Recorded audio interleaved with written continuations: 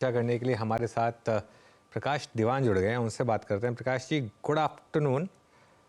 कहाँ से शुरुआत करें? चलिए सबसे पहले एक काम करते हैं, सबसे पहले शुरुआत करते हैं वोडाफोन आइडिया के साथ, क्योंकि कल इसके एफपीओ की लिस्टिंग, आज ऑलरेडी कुछ स्मार्ट लोगों ने शायद थोड़ा प्रॉफिट बुक किया है, ये सोचकर कि शायद आज ही आ जाए।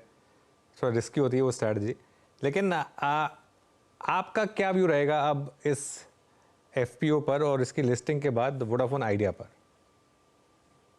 गुड आफ्टरनून अनुज। सो पहले तो डिस्क्लेमर कि इसमें मेरा भी इंटरेस्ट है, मेरे पोर्टफोलियो में इसका समावेश है। देखिए, इसको समझने के लिए आपको थोड़ा सा नजरिया लॉन्ग टर्म पे वो करना पड़ेगा, गौर करना पड़ेगा। ये जो एफपीओ को लेके जो उथल पुथल हुई है, ये जो एक एक अपॉर्चुनिटी बनी थी कि आप एफपीओ में सस्ते में अप्लाई करके ले लें और मार्केट में बेच दें, ये कभी कभार होती है चीजें, क्योंकि एफपीओ हमारे यहाँ बहुत बड़ी कंपनियों के आते नहीं है। हो ये रहा है कि वोडाफोन का इस एफपीओ के बाद जिस टाइप का रिस्पांस मिला है, 18,000 करोड़ इन्होंने जुटाए, 2,000 करोड़ 700 2,400 करोड़ कुछ प्रमोटर्स ने डाले, बैंक से इनको लोन करीब 10-15 हजार करोड़ का और मिल जाएगा। तो ये जो 30-35 हजार करोड़ जो बटोरेंगे, ये इससे एक जो बैंक्रप्सी रिस्क था वो आपका दूर हो गया कि भाई वोडाफोन बंद होने की जो बार बार अटकलें लगती थी, वो नजदीक आ जाता था, एक संभावना बनने लगती थी, वो अब नहीं होगी। होगा ये कि इनको जो पैसा आएगा ये थोड़ा बहुत एक्सपेंशन के लिए करेंगे। ऑफ कोर्स कर्जा अभी भी बहुत है, लेकिन वो एजीआर ड्यूज और वो सब जो सरकारी स्टैट्यूटरी ड्यूज की तरफ से, उसमें हो सकता है सरकार का रुख थोड़ा सा अभी भी सॉफ्ट रहे, ताकि इसको सर्वाइव करने, हेल्दीली ग्रो करने का एक मौका और मिले। मेरे हिसाब से अनुज, ये कंपनी टर्न अराउंड आपको इसमें होते हुए दिखेगा इसके बिजनेस में। अब स्टॉक में वो कितनी जल्दी झलकता है ये कहना बहुत मुश्किल है टाइमिंग वाइज, बट मेरे हिसाब से आपको बिजनेस डेफिनेटली इंप्रूव होते हुए दिखेगा अगले 6-12 महीने में।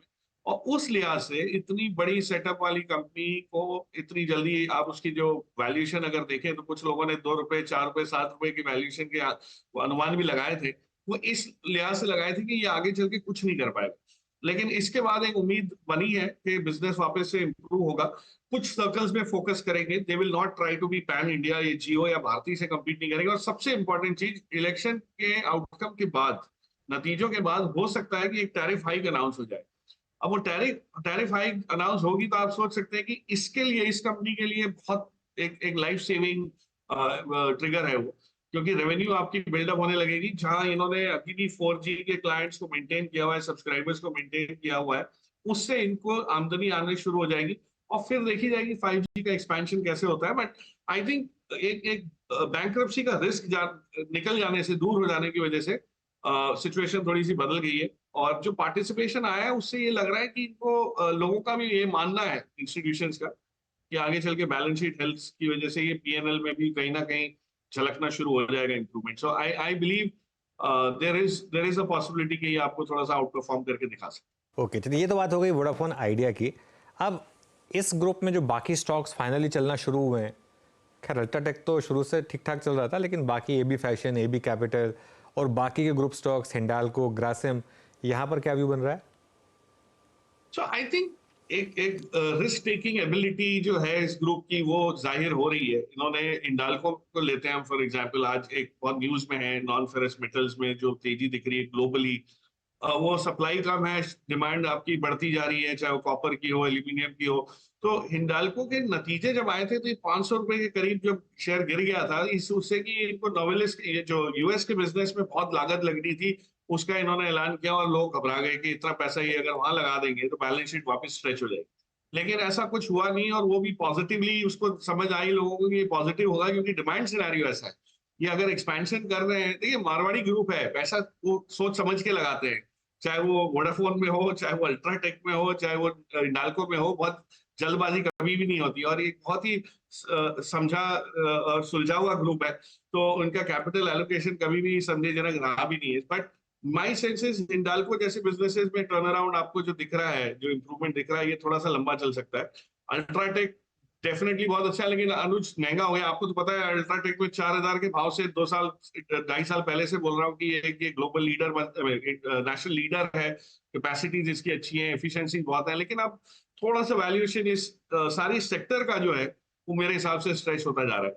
सो इस समूह में अगर देखें तो एक सेंचुरी टेक्सटाइल एक है जो of course real estate play ज्यादा है, टेक्सटाइल सब नाम में है, लेकिन वहां पे आपको हो सकता है कि थोड़ी सी अपसाइड अभी भी कैप्चर होनी बाकी है। और रियल एस्टेट साइकिल जिस प्रकार का चल रहा है, खास करके जो जो हाई एंड रियल एस्टेट वाला है, वहां पे आपको एक इम्प्रूवमेंट थोड़ा बहुत दिख सकता है। बट बाकी छोटी जो कंपनीज है, एपी फैशंस है, उसमें अपना डीमर्जर की एक अलग कहानी बनती हुई समझ आ रही है। और हो सकता है फाइनली वो जो इम्प्रूवमेंट हम नहीं देख पाए थे इतने सालों में, जो बाकी रिटेलर्स में दिख चुका है, चाहे वो ट्रेंड हो, शॉपर स्टॉप हो, वो चीज अब आपको इसमें भी हासिल होती हुई दिखेगी। लेकिन it's too early, I would not से उसकी वजह से पैसा लगाना चाहिए, बट एटलीस्ट शुरुआत हो गई है उस इम्प्रूवमेंट।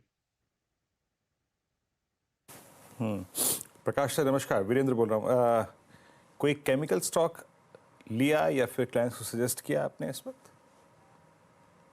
विनोद नमस्कार। सो केमिकल में जो टर्न अराउंड है ना, वो बहुत ही मतलब डिस्टिंक्टली ग्रेजुअली होता हुआ दिख रहा है। होगा ये कि जब तक आंकड़ों में पूरी तरह से झलकना शुरू नहीं होगा, मास मोबिलाइज मतलब इसके अंदर मास एक्टिविटी, रिटेल एक्टिविटी इतनी आएगी नहीं। अब मैं आपको बताऊं, जैसे आप मैनेजमेंट को सुनिए या जो बयान आए हैं कि क्वार्टर ऑन क्वार्टर इंप्रूवमेंट कहाँ दिख रहा है, तो उसमें मुझे लगता है अभी भी एग्रो केमिकल्स में स्ट्रेस है। लेकिन बाकी जो स्पेशलिटी केमिकल्स हैं, जो यहाँ पे इंपोर्ट सब्स्टिट्यूशन वाली कहानी है, या हम लोग की कंपनीज की स्केल आ चुके हैं। फॉर एग्जांपल मैं आपको बताऊं, आप टाटा केमिकल्स को लीजिए। अब टाटा केमिकल जो काम करते हैं वो है तो बड़ा सिंपल सा, कोई कुछ उसमें हो नहीं। कॉस्टिक सोडा, सोडा ऐश की जो साइकिल है वो अभी जाके थोड़ी सी फेवरेबल होना शुरू हुई है पिछले एक क्वार्टर से एक्चुअली, और रेट्स इंप्रूव होते हैं। बट टाटा केमिकल्स की जो क्षमता है, उसके सामने अगर आप इसको कंपनी का वो देखें, वैल्यूएशन देखें, तो इतना बुरा नहीं है कि आप इसको टाटा की कंपनी को 10-11 के पी पे ट्रेड करें। तो there is of course Tata Sons के आईपीओ को लेके एक बीच में उछाल आया था, लोगों को लगा कि ये चलते रहेगा, ये ऐसा सब नहीं होगा। बट फंडामेंटली मुझे लगता है इट इज अंडर वैल्यू। और यहाँ पे जो ट्रिगर्स हैं, जो बैटरी फ्लूइड के बनाने में जो इनकी क्षमता बन सकती है, जिसको सोडा लाई बोलते हैं, वो काम जैसे जैसे बढ़ेगा, उसकी कमर्शियल स्केल आती जाएगी, आपको इसमें बहुत बढ़िया एक इंप्रूवमेंट दिखेगा। तो I am very positive on Tata chemicals. अगर उसमें देखें, वैल्यू इन्वेस्टिंग है, इसमें कोई मोमेंटम नहीं है। बट यही चीज आपको आप एक्सटेंड करें तो कई छोटी छोटी कंपनीज में, बड़ी कंपनीज में भी दिखेगी, जिनका स्पेशलिटी केमिकल्स का पोर्टफोलियो थोड़ा सा मजबूत है। तो वो उन पर नजर रखे। नंबर्स इंप्रूव हो रहे हैं, कितनी तेज रफ्तार से होते हैं उससे डिपेंड करेगा। और मार्केट हमेशा उसको पहले डिस्काउंट करेगा। अगर इंप्रूवमेंट समझ आने लगा तो पहले ही आप उसको, बिजनेस में 20% इंप्रूवमेंट अगर साल का है, तो स्टॉक में 20% एक क्वार्टर में आ जाएगा। साल की वेट कोई नहीं करेगा। So there could be some surprises, but थोड़ी देर शायद एक आध क्वार्टर के नंबर्स की अभी भी लोगों को वो है, चेष्टा है कि देख के फिर किया जाए। अच्छा सर, क्योंकि चुनाव हो रहे हैं, नतीजे चुनाव के नज़दीक हैं, तो एक चीज़ और नज़दीक खड़ी हुई है, वो है मॉनसून और बजट। ये सरकार का फुल फ्लैज बजट होगा, नवनिर्वाचित सरकार का। मैं एग्जैक्टली जिस सेक्टर को लेकर भूमिका निभा रहा हूँ, उसमें आपकी फाइंडिंग बहुत अच्छी अच्छी रही हैं। एग्री और आई थिंक फर्टिलाइज़र, इस स्पेस में कोई स्टॉक अभी मार्क किया है लोअर लेवल्स पे आपने? एक इंटरेस्टिंग चीज जो समझ आ रही है कि इस बार जो सरकार का बजट आएगा, या जो इम्प्रूवमेंट इंफ्रास्ट्रक्चर में, जो रूरल इकोनॉमी के लिए जो फोकस करे, उसमें मैं एग्री से थोड़ा सा दूर जा रहा हूँ, क्योंकि एग्री में अभी तक कोई इस टाइप की पाथ ब्रेकिंग चीज आए, ऐसी अभी तक ऐसा कोई अंदेशा आया नहीं है। बट फर्टिलाइजर स्पेस में of course input side improve होने की वजह से, गैस की सप्लाई इंप्रूव होने की वजह से, आपके जितने भी गैस बेस्ड फर्टिलाइजर हैं जो नाफ्था का यूसेज करते हैं यूरिया कन्वर्ट करने में, और आपने देखा है यूरिया में हमने इंपोर्ट करते थे, उससे बिल आधा कर दिया है। तो ये जो क्षमता हमारी बनी है, ये बहुत ग्रेजुअली बनी है। इसका एहसास अभी तक हुआ नहीं है लोगों को कि हम जितना पहले इंपोर्ट करते थे, 142 मिलियन टन आता था, उसकी जगह 71 हो गया। तो ये इतना डिस्टिंक्ट चेंज जो आया है, उसका आपको बैलेंस शीट्स पे असर आप दिखेगा। स्टील में जैसे था कि हम स्टील पहले इंपोर्ट करते थे, अब हम एक्सपोर्ट कर रहे हैं। सो जो आत्मनिर्भरता का साइकिल है फर्टिलाइजर में, बहुत ही बखूबी से वो आपको दिखेगा। बट एक आध इसमें आप देखिए, जैसे दीपक फर्टिलाइजर है, दीपक फर्टिलाइजर में प्रमोटर बाइंग इतनी खासी हुई है। आप यहाँ से देखें, 530-535 के करीब मेरे हिसाब से आना शुरू हुआ था इंडिकेशन। अब वो आज 600 के ऊपर निकल गई ये चीज। वो इसलिए हो रही है कि बिजनेस साइकिल टर्न अराउंड हो रहा है। So I think Deepak is one of the best. Deepak fertiliser की बात कर रहा हूँ, नाइट्राइट की बात नहीं कर रहा।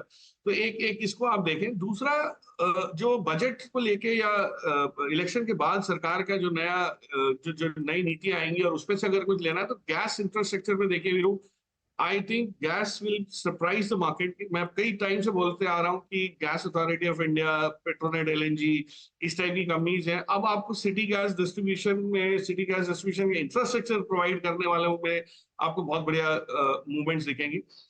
उसमें कुछ कंपनीज हैं जो पाइप्स बनाती हैं, जो वॉल्स बनाती हैं, कंप्रेसर्स बनाती हैं, तो मतलब वैल्यू चेन काफी बड़ी है। तो उसमें अगर आप थोड़ी बहुत खोजबीन करें तो वहां पे आपको दिखना शुरू होगा कि ऑर्डर बुक्स कैसे बढ़ सकती है। आप आज हमारे शहरों में जो गैस मिल रही है वो बहुत ही गिनती के कुछ चुनिंदा शहरों में मिल रही है। यही चीज अगर हर शहर में आ गई तो आप सोच सकते हैं कि इसकी अपॉर्चुनिटी साइज कितनी है। तो मेरे हिसाब से gas will probably be the big surprise. अगले 1-2 साल की बात नहीं कर रहा मैं, अगले 3-5 साल में बहुत बड़ा इंप्रूवमेंट आपको दिखेगा। और अभी भी गैस अथॉरिटी ऑफ इंडिया 140-150 पे डिस्कस किया, 200 हो गया, फिर भी वैल्यूएशन के तौर पे मुझे लगता है कि रिप्लेसमेंट कॉस्ट देखें या अर्निंग्स देखें या जो डिविडेंड पे आउट्स इसका होते हैं वो देखें, हर मायने में ये बहुत ही मजबूत अपॉर्चुनिटी है। अच्छा, बहुत इंटरेस्टिंग चीज़ हो रही है। बैंक निफ्टी अब डे हाई के काफ़ी करीब आया, लेकिन निफ्टी अभी भी डे हाई से काफ़ी दूर है। बहुत इंटरेस्टिंग। निफ्टी देखिए आप, निफ्टी डे हाई के करीब भी नहीं है, निफ्टी बैंक लेकिन डे हाई के काफ़ी करीब है, और उसका कारण है निफ्टी आईटी। निफ्टी आईटी लेकर आइए ज़रा स्क्रीन पर। टीसीएस ने काफ़ी प्रेशर डाला मार्केट के ऊपर, निफ्टी आईटी सिंक हुआ है पूरी तरीके से। और टीसीएस देखिए, टीसीएस अब 3832 पर।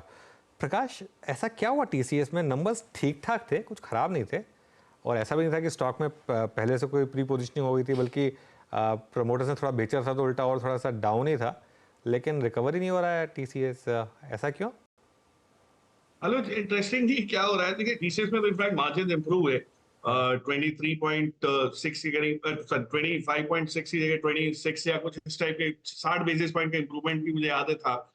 वो ये रहा है कि मार्केट को जो उम्मीद है कि इसके बाद जो बड़े ट्रिगर्स हैं वो आपके हायरिंग से निकलेंगे, हायरिंग का इंडिकेशन कुछ होगा। लेकिन जिस हिसाब से टीसीएस अपनी हायरिंग को अभी भी कर्टेल करने की उसमें लगा है कि भाई आप घर ऑफिस नहीं आएंगे अगर 60% से नीचे अटेंडेंस में बोनस नहीं मिलेगा।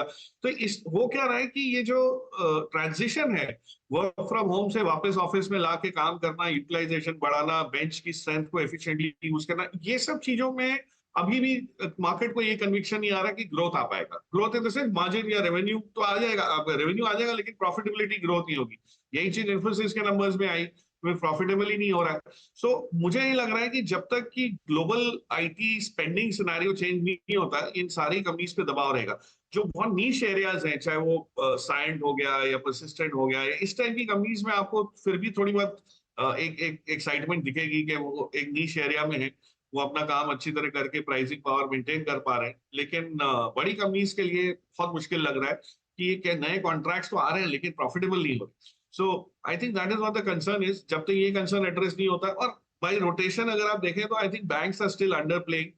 बैंक्स में अभी फार मोर वो जिसको कहते हैं ना मोमेंटम गैप है, वो अभी तक आया नहीं है। और जब तक बैंक निफ्टी पार्टिसिपेट नहीं करेगा तब तक वो बैंक्स में कहीं ना कहीं पॉजिटिव न्यूज की वेट करता रहेगा मार्केट। हल्की सी भी पॉजिटिव न्यूज आती है और बैंक्स ऊपर आ जाते हैं। आप एसबीआई का रूप देख लीजिए या आप एचडीएफसी को देख लीजिए, चाहे वो फंडामेंटली कोई चेंज नहीं आ रहा लेकिन market is hungry for some positive triggers. तो वो बैंक में थोड़ा सा मुझे लगता है अभी ओनरशिप का वो एफिनिटी टू ओन बोलते हैं ना, वो ज्यादा है कि भाई हम इसको ज्यादा लेना चाहते हैं रादर देन आईटी। आईटी में कोई इस टाइप की ग्लोबल सेटअप में कोई इंप्रूवमेंट अभी तक नहीं दी। ओके प्रकाश, एक स्टॉक जो हम डिस्कस कर रहे थे कुछ देर पहले, यूनाइटेड ब्रूरीज, क्या फाइनली मैनेजमेंट चेंज का एक इम्पैक्ट यहाँ पर दिख रहा है? स्टॉक में अच्छा मोमेंटम इस समय। Oh, absolutely. I think ये स्पेस देखिए आप, जिस हिसाब से ये स्पेस अभी भी अंडर पेनिट्रेटेड है हिंदुस्तान में, और आपने देखा है कि इसमें कई छोटी कंपनीज हैं जो मार्केट शेयर गेन कर गई और इतनी ग्रो हो गई, जबकि ये सबसे बड़ा जो लीडर था ये ट्रांजिशन के चक्कर में, मतलब आज यूनाइटेड ब्रूरीज को आप किस चीज से एसोसिएट करते हैं? आप किंगफिशर से एसोसिएट करते हैं, हाइनिकन से करते हैं, यही नहीं समझ आता था लोग। लेकिन अब डिस्टिंक्टली उस पे एक हाइनिकन की छाप है, उनके यूरोपियन कल्चर का आपको मतलब एक झलक बहुत डिस्टिंक्टली दिख रही है। जो इस पैटर्न से ये लोग डिस्ट्रीब्यूटर से बातचीत करते हैं। इनफैक्ट मैंने कई लोकली यहाँ पे डिस्ट्रीब्यूटर्स बहुत बड़े बड़े हैं इनके, जो बहुत इंडिया के टॉप 10 में डिस्ट्रीब्यूशन में गोवा के बहुत सारे डिस्ट्रीब्यूटर्स हैं जो फीचर करते हैं, और उनसे ये समझ आई है कि कंपनी की पॉलिसी बहुत मार्जिन एक्रेटिव है कि भाई आप ये टाइम वेस्ट नहीं कर रहे, पैसा बिगाड़ने के उसमें नहीं लगेगी, सिर्फ आप रेवेन्यू दिखा दो हमको, हम खुश हो जाते हैं।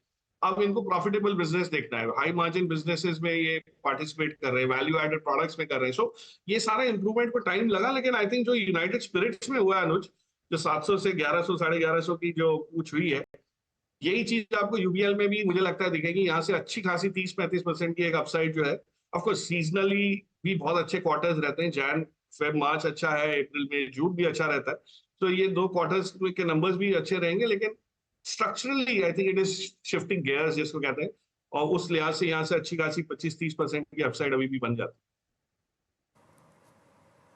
है। अच्छा प्रकाश सर, ये कूलिंग सेगमेंट में या फिर मैं वाइट गुड सेगमेंट और एसी सेगमेंट में वोल्टास अच्छा मूव दे रहा है, हेवल्स अच्छा मूव दे रहा है, blue star is at all time high. आपकी शॉपिंग लिस्ट में या फिर प्रेफर्ड एक्यूमुलेटेड स्टॉक्स की रेंज में ये हैं स्टॉक्स के इस वक्त? बिल्कुल, लेकिन इनको लेने का समय होता है गर्मी आए उससे पहले।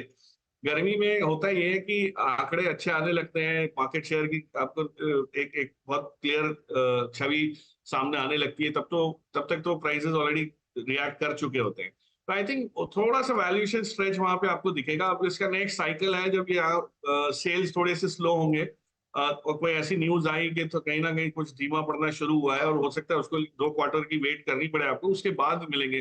बट वोल्टास और ये सब में बहुत क्लियरली समझ आ रहा था कि जिस टाइप का पेनिट्रेशन अब हिंदुस्तान में हो रहा है एयर कंडीशनर्स का, अभी हमारे यहाँ तो मतलब आप ये समझिए कि 10 में से 1 घर में पहले एसी नहीं होता था, अब जाके कहीं ना कहीं आपको 22 घरों में से 1 में दिखना शुरू हुआ है। So it's still a long way to go in terms of, जिसको कहते हैं ना कि यूटिलाइजेशन लेवल्स, अपने पेनिट्रेशन लेवल्स अच्छे लेवल उस पर आए मात्रा में, तो बहुत जगह है। लेकिन जिस प्रकार से स्टॉक्स बढ़े हैं, ये थोड़ा सा हाई एंटिसिपेशन की वजह से बढ़े, तो आई वुड अवॉइड। मुझे पसंद आती है चीजें जो अभी मार्केट को थोड़ी सी मार्केट की नजर जहां पड़ी नहीं है, नजर पड़ने से पहले अगर आप लेंगे तो सस्ते में लेंगे, नजर पड़ने के बाद अगर लेंगे तो it gets too late. Possibly आखिरी प्रश्न प्रकाश सर यहाँ पे, और संक्षेप में ही रख सकते हैं आप इसको, कोई एफएमसीजी काउंटर जो कि आप बाय करना चाहते हैं, या फिर डिफेंसेस में, मैं तीनों श्रेणी खोल देता हूँ अगर, तो आईटी हो गया, चाहे फार्मा हो गया, चाहे वो एफएमसीजी हो गया, तीनों में से कोई सी भी 1-2 स्क्रिप्ट अगर आपके जहन में आती हो? मैं बिल्कुल संक्षेप में एक ही अगर मैं वो दूंगा नाम, तो वो है आईटीसी। आज आप आईटीसी देखिए, पिछले पूरे साल में वीरू सिर्फ 5-7% की बढ़त हासिल हुई शायद, मेरे ख्याल से, मैथमेटिकली आई डोंट, पर मैंने जो अनुमान लगा रहा हूँ कि 430 के करीब जो मिल रहा है आपको, एक बहुत बड़ा ओवरहैंग जो बैट का था वो निकल चुका है।